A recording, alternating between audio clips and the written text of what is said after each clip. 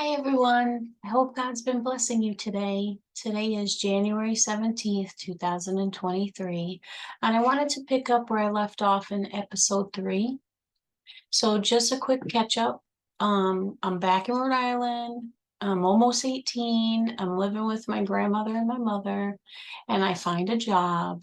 And my plan is to save all my money so I can move back to Tennessee to move in with my much older boyfriend. And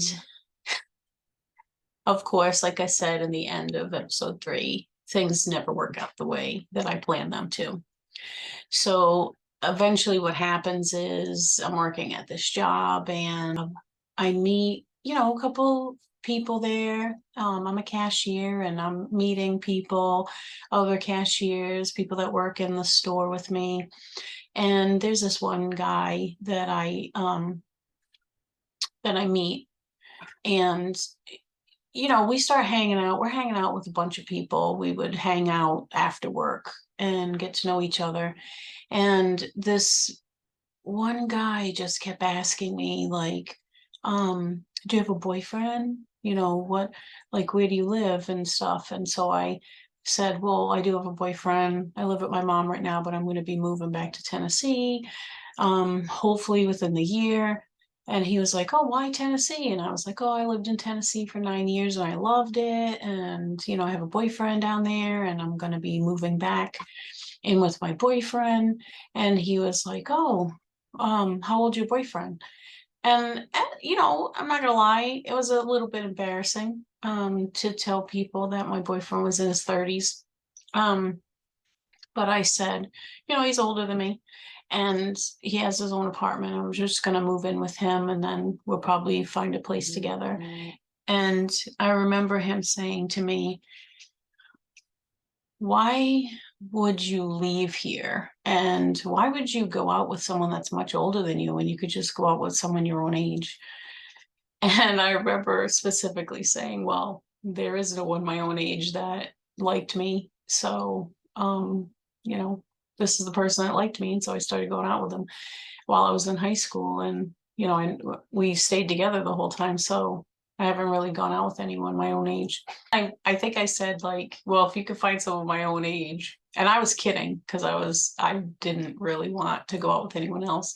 But I said, if you could find someone my own age, then maybe I'll take you up on that. And we left it at that. And, months go by and we're working together. And, this kid was nice. And he wanted to invite me over his house to cook. He loved to cook and he wanted to invite me over his house so he could cook me dinner. But it wasn't a date. He said it was just as friends. And he also liked to sing and he wrote music. And so he wanted to show me his music. And I was like, all right. So I went over his house. And so I went over and he had cooked me. Actually, I think it was chicken parmesan. It was pretty good. And he started to, like, show me his music, and I thought it was pretty cool because I was like, wow, that's cool that you know how to write music and lyrics and stuff. Because I wasn't very talented when it came to any of that kind of stuff. So I thought it was really cool that people could think of lyrics and make them rhyme. And he sang pretty good. He liked to do karaoke and stuff. So I was like, oh, I love to sing. I used to be in chorus. And so he's like, oh, maybe we should go to karaoke. So we started going to karaoke together. And, months go by and, we're still working together. He ends up asking me out on a date. And I said, well, I'm not going to do that because I have a boyfriend. And he was like, oh, come on. You shouldn't be with someone much older than you. So anyway, he convinces me to go out on a date with him. And we actually start getting along really well. And I was like, maybe I start to doubt, like, maybe I don't really need to be with someone much older than me. Maybe I could get someone my own age, right? So we're dating and going out, and it's been like a year. And he had the house to himself. And I was going to stay over his house. And he ended up cooking and everything. And one thing led to another, and I ended up getting pregnant. And I don't know that I'm pregnant. I'm, still having my, monthly friend, and I don't know anything about it. And I'm at work, and one day, one of the girls that I knew, we used to hang out all the time, she said to me, you just seem off. Like, are you pregnant? And I was like, no, I want to be pregnant. I'm like, not pregnant. Because, by the way, we use protection, and I never knew, he used protection. I was on the pill. So I never thought, like, I'm not pregnant. And besides, I was getting my period. So I was absolutely like, this is absolutely not. That's impossible. Because I was like, you can't get your period when you're pregnant. And so my friend's like talking to me for weeks, and she's like, I think you need to go get a pregnancy test. And so just to shut her up, I go next door and get a pregnancy test. And on my break, I take it, and I'll be damned, it's positive. Now I start freaking out because I'm like, how is that even possible? I thought you couldn't have your period when you were pregnant. I thought it doesn't happen. So now I'm freaked out because I have to tell my mom and my boyfriend. And I was just like, oh my goodness, I don't even know what to do. So anyway, I end up telling my mother, who then gets super pissed at me because I'm pregnant. And we were just going to get, a 2-bedroom apartment together. And now she's like, oh, now I got to put in for a 3-bedroom. And she stops talking to me. And I go to the doctor, and I find out I'm like 3.5 months pregnant. And I asked the doctor, I'm like, how is that even possible? I had my period. And she's like, some people get it. And I was like, oh my gosh, of course I would get it. And so I told her, like, we use protection. She's like, oh, it's, that's not, accurate all the time. And these things happen. And, you're like 3.5 months pregnant. And I was like, great. And I was very scared because I didn't know what to do. Like, my whole life was turned upside down. I literally thought I was going to be going back to Tennessee. And now I'm like, yeah, I'm not going back to Tennessee. Now I have to tell my boyfriend that I'm pregnant. So I end up breaking up with my boyfriend. And then I tell, the guy that I'm dating that I'm pregnant. Well, then of course he tells me, well, it's not mine. And I was like, oh my goodness. So now I'm in like this huge battle between, my mom's not talking to me. I already lost my boyfriend. And now this guy says the baby's not his. It can't be his. And I'm like, okay, well, it's definitely yours because I wasn't, intimate with anyone else. And he's trying to tell me, no, his mother is like, it's absolutely no, there's no way. And I was like, all right, whatever. So he stops talking to me. My mom's not talking to me, and I'm pregnant. Thankfully, my grandmother was still talking to me. And I'm asking my grandmother like all sorts of questions, like, what is it like to be pregnant? What should I be looking for? Because I'm like, 5-6 months pregnant now, and my mom's still not talking to me.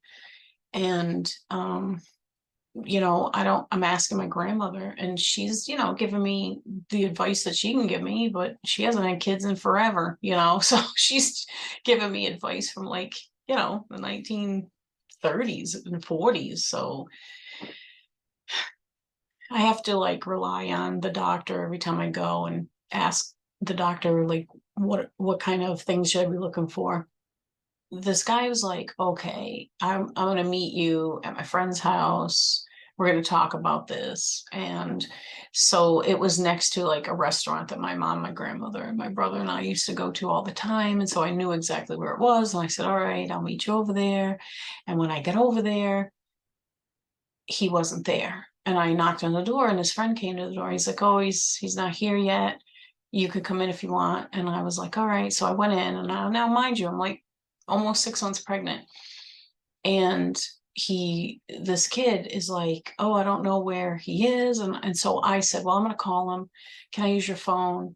And he said, yes. I asked you, like, do I have to dial, a certain number, because we were like on the line from Rhode Island and Massachusetts, and I didn't know if it was long distance or whatever. And so I he says, no, just dial the number, it'll go through. And so when I was going back in the house, I'm calling and nobody's answering the phone. So I'm thinking, all right, he's on his way. Well, I go outside and this kid is got like standing there with his hands behind his back. And I'm like, what's going on? And he starts chasing me with a baseball bat. And he's trying to hit me in the stomach with a baseball bat. And I'm running and screaming and freaking out. And thankfully I'm next to the restaurant that I used to go to with my grandmother and my mom and everybody all the time. And I run in there, and the owner knows me because we go there all the time. And I'm screaming like, this guy's trying to hit me with a baseball bat. And he ends up going outside and like getting the baseball bat. He calls the cops, and I end up going home, and I'm like freaked out because I'm like, holy cow, I can't even believe this. So now I'm not going to tell you. I don't know. I don't know if that boy asked his friend to do that. I'm hoping and praying that he did not ask his friend to do that, and his friend just did it on his own. But I don't know. Only God knows whose thought that was. It's getting closer for me to have the baby, and this guy ends up he joins the service. I'm probably like eight months pregnant, and my mom finally starts talking to me. We end up getting an apartment. It was a 2-bedroom, and which was fine because the baby was going to be little, could stay in my room. Now my mom is like, oh, you want to go get a crib and all this stuff, like nothing ever happened. Like she hadn't been not talking to me for months. I swear, I think my mom had some kind of mental breakdown or something. I don't know anybody that could do that, just go months without talking to your kid. But anyway, she did. She kind of liked to do that as a punishment. If I was doing something wrong, she would not talk to me. So that's a whole nother situation. But anyway, I end up having my son. And my mom was there because the father was in the service, and my mom's the one that went with me, to all my classes and stuff. And she was there in the labor and delivery room. And funny thing is like all my cousins had girls, and so they kept telling me, oh, you're carrying like a girl, you're gonna have a girl. And I was like super excited because I was like, oh my god, I'm gonna name her Amber Nicole. And I was super excited. And then I have the baby, and the doctor says it's a boy. And I said, a boy? No, they said I was having a girl. And he's like, no, but I'm sorry, it's a boy. And I started crying because I really wanted a girl, because I thought I was having a girl. And then the doctor puts my son on me, and I look at him and I'm like, oh my god, he's so adorable. And so I was like in love from the minute I looked at him. And so of course I had to like figure out a name. So while we were in the hospital, I'm like trying to figure out a name, and I said, okay, well, I do like Nicole. So, and I had one brother, and his middle name was Nicholas. And I thought, you know what, I'm going to name him after my brother. So I named him Nicholas. And then I gave him the father's middle name. Oh, I get to bring him home, by the way, on Valentine's Day, which to this day, nobody can get me a better present. And so that was awesome. So I come home and, living with my mom in an apartment, which, remember, I don't get along with my mom that well. But, I need an apartment. So she's helping me and everything. And I have, I still have my job. And so now she's it's kind of like a rotating thing where she's working during the day. I changed my hours to work. When she would get home, she would watch, my son for me, and then I'd go to work, and then I'd come home, and then we'd go to bed, and then, like that. That's how it would work for a while. And my mom had the weekends off, so I could work anytime during the weekend. And then so now I'm getting pressure, a lot of pressure from my mom, because she was brought up Catholic, and she was already upset because she knew how, the church frowned upon having a baby out of wedlock, and I should be getting married to the father because, that's against God's laws and everything. And so she started to really like push me, oh, you should somehow get a hold of the father and let him know that you had the baby and this and that. And so I end up figuring out a way to get a hold of the Navy where he is, and they tell me I can send a picture, and I do. And he ends up calling me. And by now, my son is, I don't know, he's probably like 6 months old. And he looks just like the father, right? So there's like no denying that this is his kid. And he calls me and we're talking, and I think he was also getting pressured by his parents to marry me. And so he said, oh, I think we should get married. And I was like, really want to get married, but my mom's pressuring me. So I'm like, I mean, I guess it's probably the best idea to get married. And in order to get married, now I have to move to Florida, where his parents are. Remember Florida, the place I can't stand? That's where they live, and I have to move down there. My son is, 8 months old by now. And my mom's so mad that I have to move because she got a 2-bedroom apartment, and now she's going to have to move into a 1-bedroom apartment. Like it's kind of like my mom didn't really care that I was leaving with her grandson. She was more pissed off that, she had to move again to another apartment. It's funny how when you start talking about things, you start realizing how selfish people are. So anyway, she so she's mad at me because I have to move, and she's, again, doesn't want to talk to me. And so, my the father of the baby sends me money, and I end up getting a plane ticket, and we go down there and move in with his parents. And I'm just miserable because thank goodness I have my son, because I didn't really get along with his parents, especially his mom. She's very controlling. And so anyway, they know we're getting married. And so the whole thing is like, okay, I'm there to get married, like pretty much like it was like an agenda. Okay, the reason she's here to get married to my son. Okay, I got to set up a whole wedding.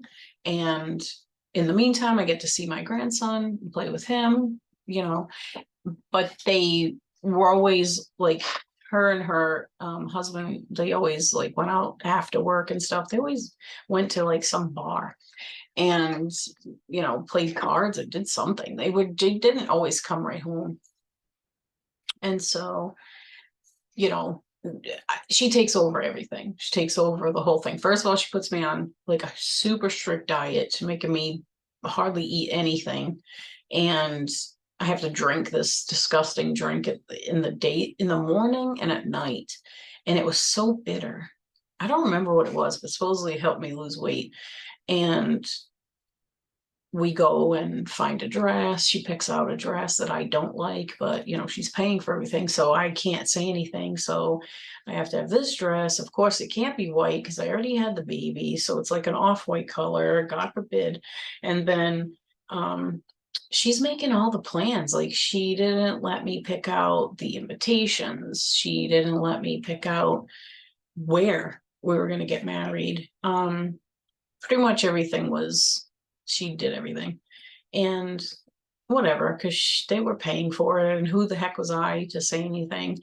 So it's almost time for the wedding. My mom, remember, my brother lives in Florida, so he's there, and I asked him if he will walk me down the aisle and with my son. Like, I want him holding my son, and I want him to walk me down the aisle, because of course I don't know my dad. And he says yes, so I'm excited about that. And then my friend, one of my best friend that I worked with, where I met the father of the baby, like we still work at the same place. Well, she was going to be my maid of honor, and she was going to come to Florida with my mom. They were coming together so that my mom didn't have to go on the plane by herself. And of course, my grandmother couldn't come because she was scared of going on a plane. So everything is all set. My soon to be mother-in-law, I guess, is getting the dresses for her, my mother, and the maid of honor.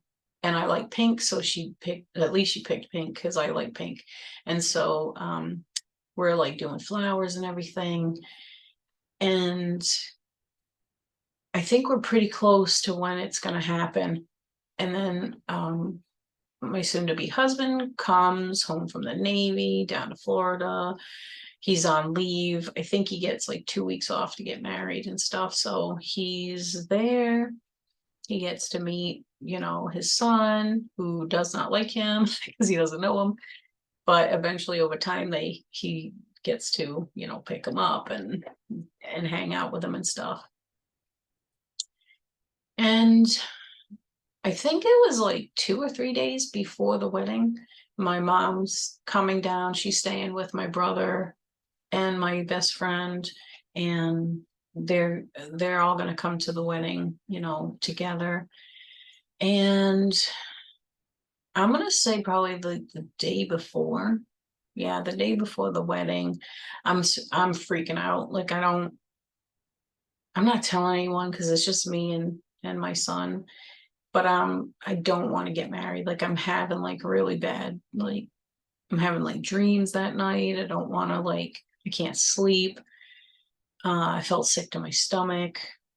I knew something was wrong, but I didn't know what it was. So the next day is the wedding day, and now I'm shipped off to my brother's house. They've got Nick. No, I had my son with me, and get a little tuxedo and everything. So it was so adorable. But anyway, that was fun, and getting them all dressed up, and my brother was doing my hair and my makeup and everything, and we all go to the place. Well, come to find out, the wedding is going to be in the VFW where the in-laws go all the time. That's where the wedding is going to be. I don't know this at the time, but this is where it is. And it's in there, and then all of the receptions in the same place. And so she has a JP come, and we get married on one section of it. And then like you go through the store, and there was like a hall there, and that's where the reception was. So right before the wedding, we're pulling up, and right before the wedding, I get hives all over my body. And I'm telling my mom, I think this is telling me like I shouldn't get married. I was itching and like freaked out, and I just felt like it wasn't a good idea. I don't think I should get married. And my mom's like, oh, you're getting married because we're like here and everything, it's right now, and you're doing it. And so, I sucked it up and I did it. I got married, and then we had gone from the wedding. We went right to the hotel, because we had a hotel. I know wasn't in, I'm not really sure where it was. It wasn't that far from where we were living with his parents, but it was nice. It was a hotel. We were supposed to be there for a week. But I remember specifically all my husband could think about was the money. Like, where's all the cards? Like, how much money did you get? And I was like, oh, well, I mean, I guess we can go through the cards and everything, but I thought we'd do that, after the honeymoon. But no, that's all he could think about was going through the cards and everything. And so it's time for him to leave to go back to the service, and he leaves, and I'm like, oh, now I have to stay with his in-laws. And I'm thinking to myself, I wonder if I'm going back home, or do I have to stay here? So I didn't really plan that out. We didn't really talk about it or anything, but like a month or two later, I find out that I'm pregnant, and it's summertime. It's summertime, and um, it's hot, really hot in Florida. And I have my oldest, who is in a stroller still, you know. I mean, he's walking, but not like that great. And then I'm pregnant.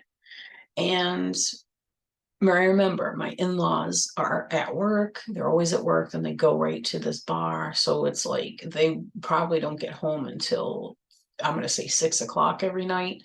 And so I don't really have any freedom. Like if I have to go anywhere, I have to walk in Florida in the summer. And like in the deep of the summer. So like it's now like June and July, and I'm pretty pregnant because I'm supposed to have my youngest in like October, I think they told me. And so I'm like, oh my gosh, I have to go through the whole summer in Florida with being pregnant, and it was just miserable. And and of course my mother-in-law, she won't like let me eat anything. Like I couldn't get anything, like, because you're craving stuff, but she would not let me eat anything. So when they would go to work, I would walk to the store, and I would, grab chips or whatever. I'd grab snacks for me and my son. And then I would bring them back to the house before they would get there. And in the bedroom where I stayed, the headboard had like sliding doors to it, and I would shove like all these snacks in there, and I would close the doors. And they didn't really go in that room because it was just, me and my son would stay in there, but they didn't really come into that room. So I could hide things in there. And that was the way that like me and my son were like able to eat anything that wasn't, diet food. So months are going by, and I just am so miserable. I can't, I'm so sweaty and hot. I'm always sweaty and hot. And everywhere I gotta go, I have to walk, and everything's so far away. And I'm losing tons of weight. And the doctor, like every time I go, the doctor's like, you're losing weight. You're supposed to be gaining weight. And I'm like, well, I have to walk everywhere in the heat. And of course I'm gonna lose weight. And which is kind of funny because I'm pretty sure I lost weight when I was pregnant the first time too. I didn't really gain weight then, but I was really losing weight like a lot. And I was like, oh my God, this is crazy. Well, anyway, I don't want to stay. Like, I don't want to have the baby there. Like, I don't want to have the baby there. I like want to go home to Rhode Island. And in the meantime, my mother-in-law and my father-in-law are starting to fight. They're like at each other's throats. She's like, doesn't want to be home when he's home. And when she's home, he doesn't want to be home. And I'm like, what in the world's going on? And she ended up leaving him. And so now I'm stuck at this house with my father-in-law, and she leaves him because he's starting to get dementia. So now I'm at this house with my father-in-law who has dementia, starting to get dementia, right? He is getting to the point where like it's getting bad, where he doesn't know, he thinks I'm his wife. Like most of the time he would be calling me her name, and I'm like, nope, it's your daughter-in-law. And I start to freak out because I'm like, okay, I don't want to stay here because like my mother-in-law already moved out and I didn't want to stay there. So I was trying to get a hold of my mom to see if I could get back to Rhode Island. And my mom is like, you know, she's mad still because she just moved into a one-bedroom apartment, and she's like, oh my God, I can't like keep moving back and forth. And I was like, Mom, just let me move in with you and I'll get my own apartment with the kids. Just let me stay there. Or I can stay with, my grandmother. I'm like, I have to come back.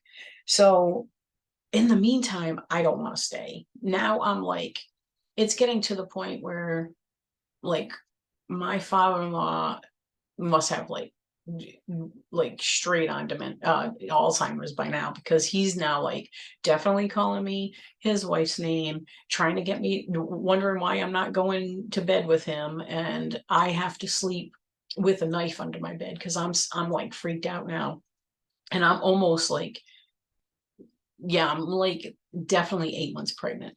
And I'm trying to be like, all right, I have to get on this plane like soon, because I think eventually when you're pregnant, they don't let you get on, because they're scared you're gonna have the baby on the plane. So I call my brother who lives in Florida, and I say to him, like, you have to come get me. I have to get out of here. I said, I have to, mom's gonna get me back to Rhode Island, but until then, I have to get out of here because this guy's like freaking me out.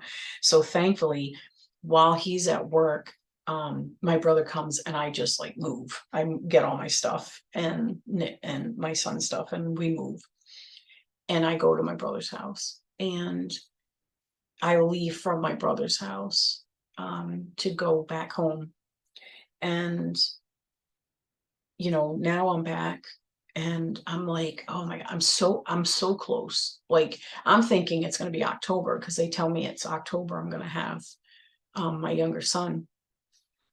So I'm, you know, we go back to Rhode Island. I move in with my grandmother until I get my own apartment. And at that same place that I grew up at, I'm back there again. These people must be so sick of me, because I think I moved in and out of that apartment complex so many times, but they kept taking me back. So I guess it's all about money. So it's kind of funny.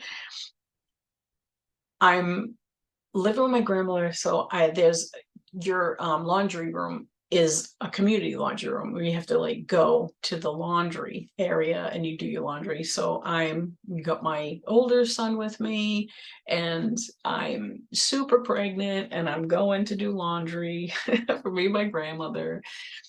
And I know the maintenance people, and so I'm in the laundry room and I'm doing laundry, and I'm playing with my older son, and we're reading books and stuff. And, I'm like, huh, I'm feeling pain, but I'm not, but I'm like, I wonder what that is. It kind of feels weird. But I'm like, it can't be labor because we're in September. So there's no way it's labor pains, right? So I'm just like, feeling pains or whatever, but not thinking much of it. So the one of the maintenance guys comes in, and he's like, "Oh, hey, how you doing?" And then I was like, "Oh, I'm good." And he's like, "You look awfully pale." And I was like, "Really?" And he's like, "Yeah, you're all right." And I'm like, "Well, I'm having a little bit of pains, but I think I'll be fine." And he was like, "What kind of pains?"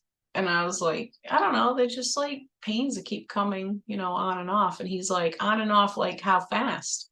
And I'm like, "I don't know." And he's like, "How about we time them? Because you could be in labor." And I'm like, "Nah, I'm not in labor. I'm not supposed to have them until next month." And he was like, "I think we should time them." So it turns out that I'm in labor. And he's like, "Oh my God, don't worry about your laundry. I'm going to get you back to your grandmother's house." So I go back to my grandmother's house, and my grandmother's watching my older son. My mom, they can't bring me like to the hospital. Like I get the ambulance comes and everything, because it came on so fast, and we end up in the hospital. And I end up having my younger son, and which was awesome, because it was like, it's so funny. And this is when I think about like God, because I'm like, wow, when I had my older son, his birthday is the 12th of February, and I get to bring him home on Valentine's Day. And I'm like, man, nobody will ever be able to like top that present. Like, nobody should even try. And same thing with my younger one. Like, I have him, and I get to take him home on my birthday. And so I'm like, you've got to be kidding me. Like, so I never have to worry about a Valentine's present, and nobody can ever beat my birthday present. And so I was like, it's pretty awesome. Like, I'm very blessed when it comes to that. And so I bring home, my son, and I'm wicked excited, and they get to meet and my older son, and they're like a year and a half apart, and they're so adorable together, and they're just like, it's like, 1994, and I'm just having the best, like, that's the best year, that we have together. It was just me and the boys, and I was like, they were just so cute. My older one was trying to help feed him and everything, and then he would cry, and I would say his name, and he'd laugh. And then just like we had so much fun, and I was actually in an apartment right across from my grandmother, so like she would come over every day. We had just like so much fun when the kids were little. And then, now it's like 1995, and remember, I'm married, even though he's in the service, and I haven't seen him since we got married. And he knows I had, our younger son. And I let my mom name my younger son, and she named him, um, which is kind of cute also. She wanted to name my brother this, and my dad wouldn't let her, so she told me the name, and I was like, "Oh, I like that name." And so we ended up doing that. And so that's pretty cool. Which is kind of funny if you think about it, because both of my kids actually were named after my brother, if you think about it, because it was the name my mom wanted to give my brother, and then my older one has my brother's middle name. And so I love that. It's 1995, and my husband gets out of the service, and he wants to, move in, and come live with us. And so this is the first year. So, he surprised me. I had no idea that he was coming home. And, you know, I'm excited because he's there, and, kids are excited. And well, I mean, my younger one's not, he's little, um, you know, but my older one is excited. And so I will say that 95 was the only year, like the whole year was the best out of like the whole time that we were together. It was good. Like, he got along with my mom and my grandmother. I got along with, his mom, and she had moved back to Massachusetts. And, my mom and her, everyone got along, and it was nice. It was like a regular family. Everybody was getting along. We even had a wonderful Christmas that year. But then things, started to go downhill, because I find out that, well, cops come to the door. I'm gonna say like at the beginning of the year, so 96. And I open the door, so the cops come to the door, and I open the door, and they ask me if my husband is there. And I said, "Yeah, can I help you?" And they were like, "Oh yeah, can we see him?" And I was like, "Sure." So I let them in, and I see my husband running up the stairs, and I'm thinking to myself, "What is going on?" So the cops run up the stairs, and they bring him down with handcuffs on, and I'm like, "What's going on?" He took off from the service. Like, he was on like leave. They were on leave. They were at like a port, and he took off, and he never went back, and he never told them. And so I obviously that's against the law. You can't just leave. You're in the service. So, he got away with it that whole year. And he didn't after that. Then he got in trouble, and he had to go to court. And a dishonorable discharge because they do all these tests and they find out that he's like doing drugs and all these, the drugs come back positive and they don't keep him in. And so they give him a dishonorable discharge. And so that means now he doesn't get we don't get any more money, because now he's kicked out. And so now I have two kids and my husband is kicked out of the service and he don't have a job and I don't have a job. So I tell him, well, you gotta get a job. Like we can't just live here for free, even though the place where I lived, goes by your income. So of course, I tell them what happened and I don't have any income. So they don't kick you out. They make you pay like, I don't know, I think it was paying like $8 at the time. Just to keep my apartment. And then he can't find a job. Like I'm not sure like if he was even looking, but he tells me he can't find a job. And where we live, there was a Walmart that was very close. And I was like, well, I'll go work at Walmart. I don't care.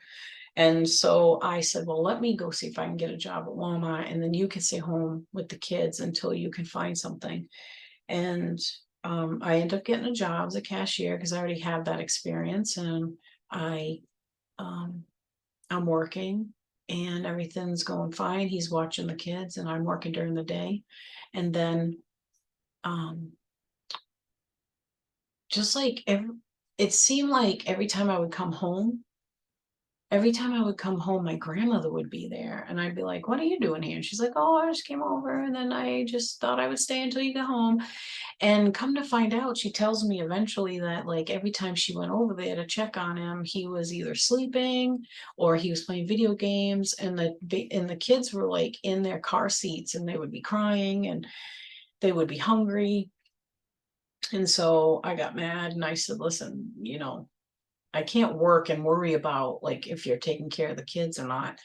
And I said, you either have to get a job or you need to move out because I'm not going to deal with this, And so he eventually he leaves because he doesn't get a job. And so I'm still working. And now my grandmother's watching the kids and everything. Here's another tragedy. So not only does my husband leave and he goes back to live with his mother, now we find out it's like almost the middle of 96, and my brother's friend calls my mother and says that he's in the hospital.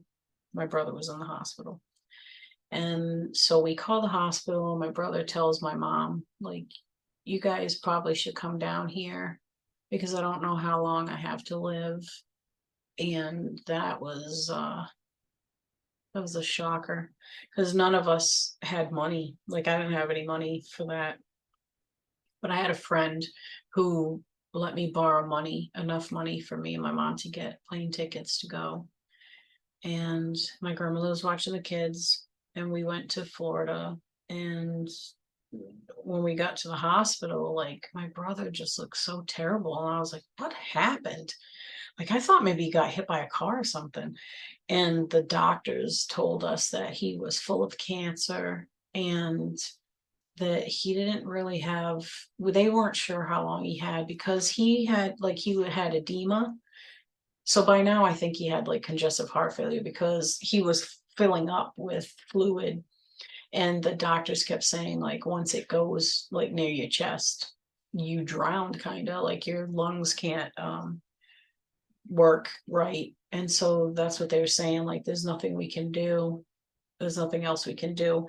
And my brother was a DNR, so he did not want any kind of resuscitation, everything. And he had told my mother and me, like, don't let them resuscitate me. And so we are in the hospital, and his friend comes and he brings us to my brother's apartment, and we stay at the apartment and we keep going back and forth and to the hospital and to the apartment and stuff. And yeah, it was pretty terrible, but I don't even want to talk about it.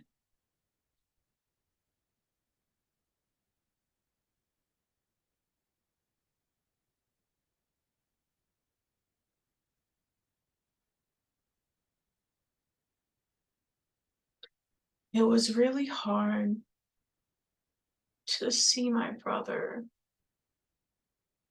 so helpless. And I started to think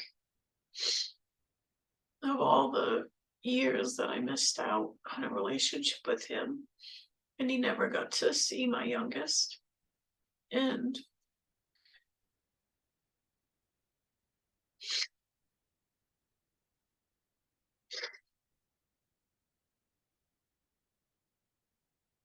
I was just, I think I was in disbelief. I didn't believe that he was going to die. Um, but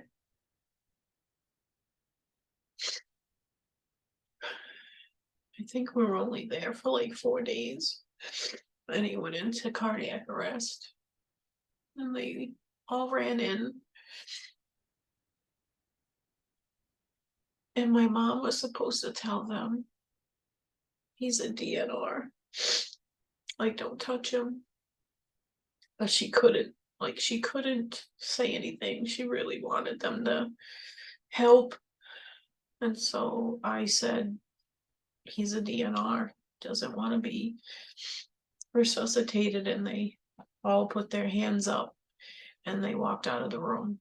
And my mom was kind of like, not punching me, but kind of like that to my chest, like, why are you saying this? And I'm like, Mom, that's what he wants.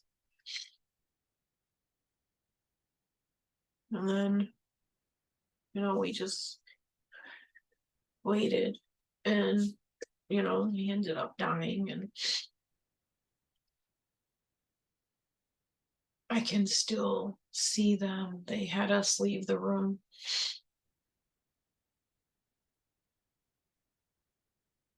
And I was trying to console my mom. And when they came back, they were like, okay, you can go in there and sit with them. But he was all like wrapped up, like in a black bag. And they had it all like over his head and over his body. And there was like tape around it, like around his neck and like his body. And I was just like traumatized. I was like, what? Why is it? But I think it's because he passed away, and like for the coroners to come or something.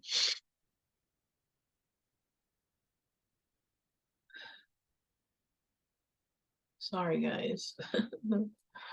It was like hard.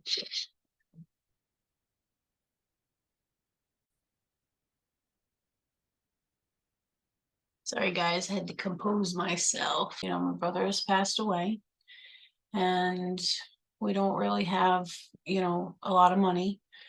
And we got to go through all of his, belongings in his apartment. And my brother was an artist, so I took all of his pictures that he drew.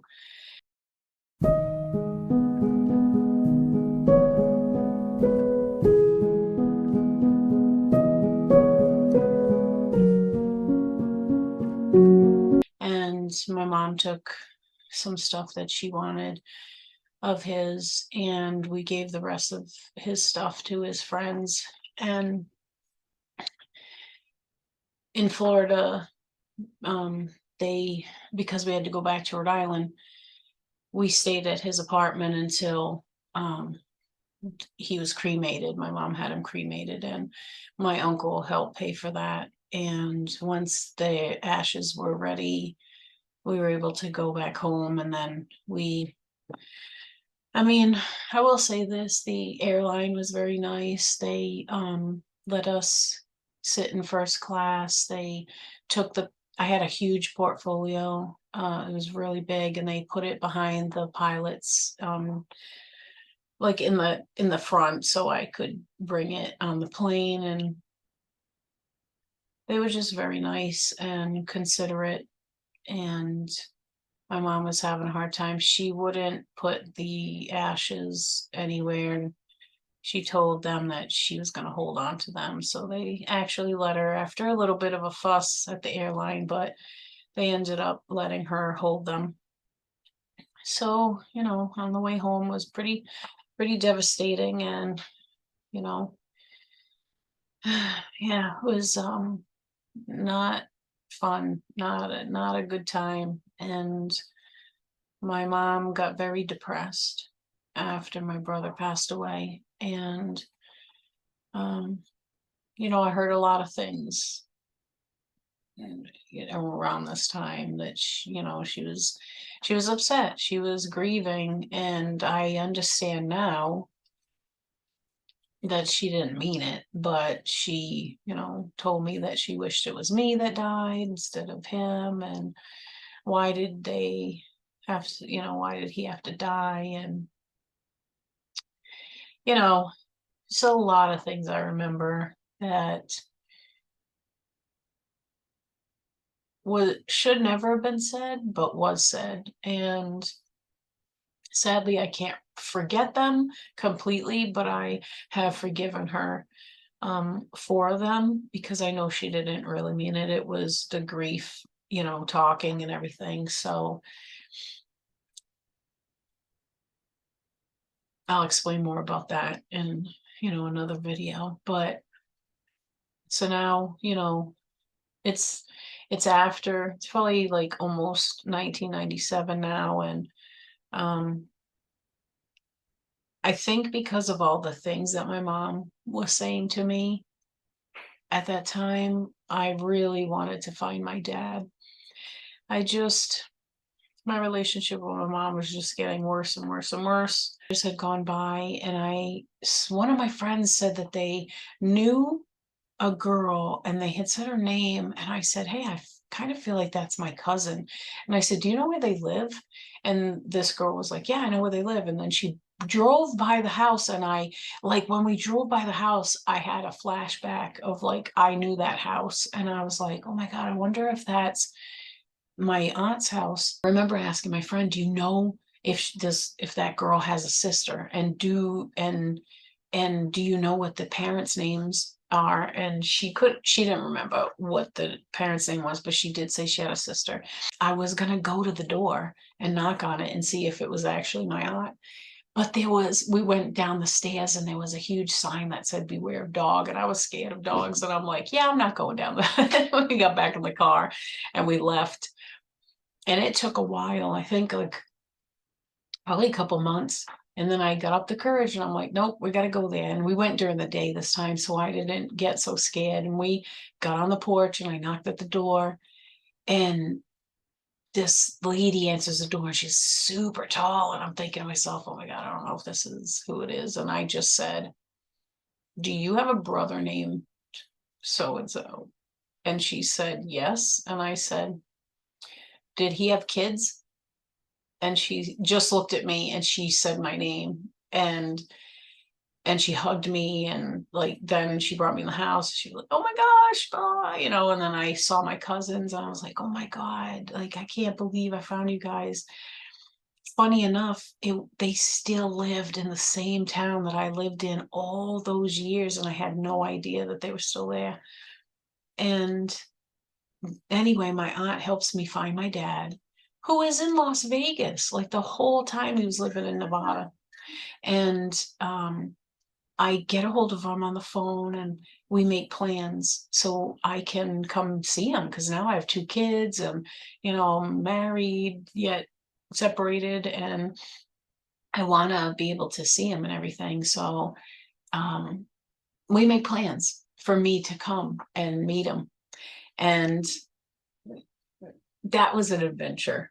Um, I'm gonna stop for today right here, and then I'll take up from when I met my dad, which was kind of a funny story. But anyway,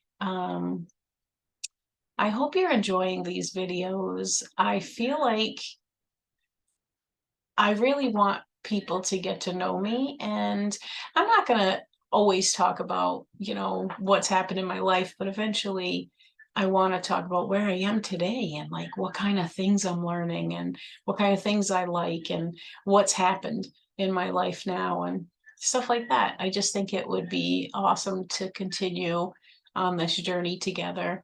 And I hope you have a blessed day, and I'll see you on the next video.